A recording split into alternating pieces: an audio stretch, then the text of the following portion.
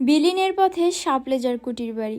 Hello viewers, আপনারা ব্যাককে কেমন আছেন? মুই জানাতে মুই অনেক ভালো আছি। তো গাইজ, আমাদের মঠবাড়িয়া যে এত সুন্দর একটা জায়গা আছে আর এত ইতিহাসও একটা জায়গা আছে, এটা যদি আপনাদের ঘুরে না দেখাই তাইলে কইবেন তুই কি মঠবাড়ির সন্তান। তো গাইজ, আজকের এই ভিডিওতে আপনারা এই মঠবাড়ির সাপলেজার কুটির বাড়ির শুরু থেকে শেষ পর্যন্ত ভিডিও দেখবেন আর ইতিহাসও জানবেন। তো সবাই সাথেই থাকুন। মঠবাড়িয়ার সাপলেজা ইউনিয়নের ডাকটাম বিভাগের খাতাপত্রে শিলারগঞ্জ। এখানে পোস্ট অফিসের নামও শিলারগঞ্জ।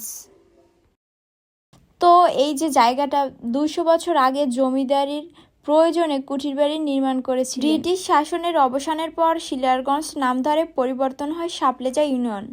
তবে ডাক বিভাগ পরিবর্তন না করায় ডাকঘরের নাম শিলারগঞ্জই রয়ে যায়।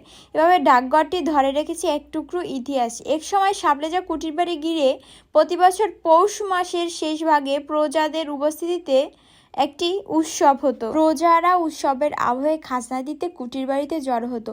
পাশাপাশি এই কুটির বাড়ি ঘিরে নানা শোষণ ও নিপীড়নের কাহিনী প্রচলিত। 200 বছরের ইতিহাসের সাক্ষী এই সাপলেজা কুটির বাড়ির স্থাপনাগুলো সুরক্ষার অভাবে এখন ধ্বংসের দ্বার প্রান্তে। প্রায় 9.5 একর জমির ওপর নির্মিত হয়েছিল জমিদার ক্যাসপারের কুটির বাড়ি। ক্যাসপারের বার্ষিক খাজনা আদায় উৎসবের সময় প্রজাদের মনোরঞ্জনে বিভিন্ন অনুষ্ঠানের আয়োজন করা হতো। তার ভিতরে থাকতো জাদু প্রদর্শনী, গান বাজনা, যাত্রাপালা ইত্যাদি।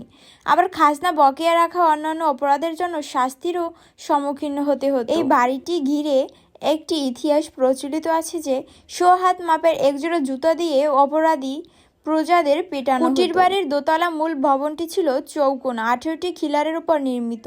এছাড়া প্রাঙ্গণে আরও কিছু স্থাপনা ও শান বাঁধানো ঘাট ছিল। স্থানীয় কিছু লোক বলে, এলাকার বাসিন্দাদের কাছে ক্যাসপারের ব্যবহৃত 2টি তরবারি ও কিছু তৈজসপত্র ছিল, কিন্তু তার খোঁজ আজও কারো কাছে জানা নেই। আপনারা এত সময় ইতিহাস শুনছেন, এখন আমি ওখানে গিয়ে যা যা দেখলাম সেটা আপনাদের সাথে শেয়ার করব।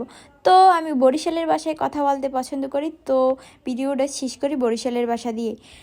শুরুতে ঢুকে দেখি যে এইটা আসলে খুব পুরনো, বলতে অনেক অনেক অনেক পুরনো। তো ঢোকার পরে এত বিচ্ছিরি গন্ধ, এই জায়গার কোনো সংস্কার নাই আর বেহাল দশা।